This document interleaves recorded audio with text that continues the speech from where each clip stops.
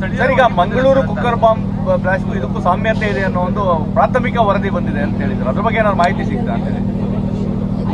ಕುಕ್ಕರ್ನಲ್ಲಿ ಮಾಡಿದ್ದು ಇದು ಬೇರೆ, ಬಟ್ ಇನ್ವೆಸ್ಟಿಗೇಷನ್ ನಡೀತಾ ಇದೆ ಸೀರಿಯಸ್ ಆಗಿ. ಸರ್, ಬಿಜೆಪಿ ಸೀರಿಯಸ್ ಅಲಿಗೇಷನ್ ಮಾಡಿದೆ. ಅಲ್ಪಸಂಖ್ಯಾತರ ತುಷ್ಟೀಕರಣ ಮಾಡುತ್ತಿದ್ದ ಕಾರಣಕ್ಕೋಸ್ಕರವಾಗಿ ಈ ತರದ ಘಟನೆ ನಡೆದಿದೆ.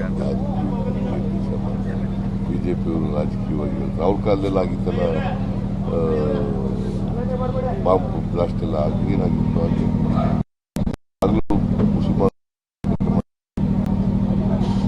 ಈಗ ಮಂಗಳೂರು ಕುಕ್ಕರ್ ಬ್ಲಾಸ್ಟ್ ಆಯ್ತಲ್ಲ, ಆಗೇನ್ ಮಾಡಿದ್ರು?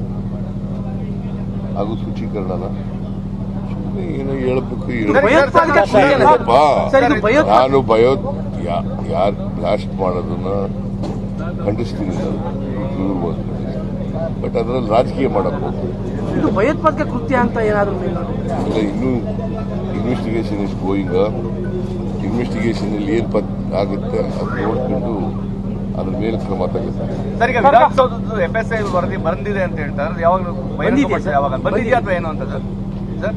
ಬಂದ್ರೆ ಅದ್ರ ಪ್ರಕಾರ ಕ್ರಮ ತಗೋತೀವಿ. ಬಂದೇ ಇಲ್ಲ ಸರ್. ಅಲ್ಲ, ಈಗಾಗಲೇ ಟ್ವೀಟ್ ಮಾಡಕ್ ಶುರು ಮಾಡಿದ್ದಾರೆ ಸರ್. ಅದನ್ನ ಯಾಕೋ ಬಹಿರಂಗ ಪಡಿಸ್ತಾ ಇಲ್ಲ ಬೇಕು ಅಂತೇಳಿ ಆಲ್ರೆಡಿ ಯತ್ನಾಳ್ ಟ್ವೀಟ್ ಮಾಡಿದ್ದಾರೆ. ಸರ್, ಬಿಜೆಪಿ ಒಂದು ಹೇಳ್ತಾ ಇದೆ ಸರ್, FSI ರಿಪೋರ್ಟ್ ಬಂದಿದೆ, ಅದರಲ್ಲಿ ಜಿಂದಾಬಾದ್ ಅಂತ ಕೂಗಿರೋ ಸತ್ಯ ಅಂತ ಗೊತ್ತಾಗಿದೆ, ಅದನ್ನು ತಿರುಚೋ ಪ್ರಯತ್ನವನ್ನ ಸರ್ಕಾರ ಮಾಡ್ತಾ ಇದೆ. ಯಾರನ್ನು ರಕ್ಷಣೆ ಮಾಡೋ ಪ್ರಶ್ನೆನೇ ಇಲ್ಲ.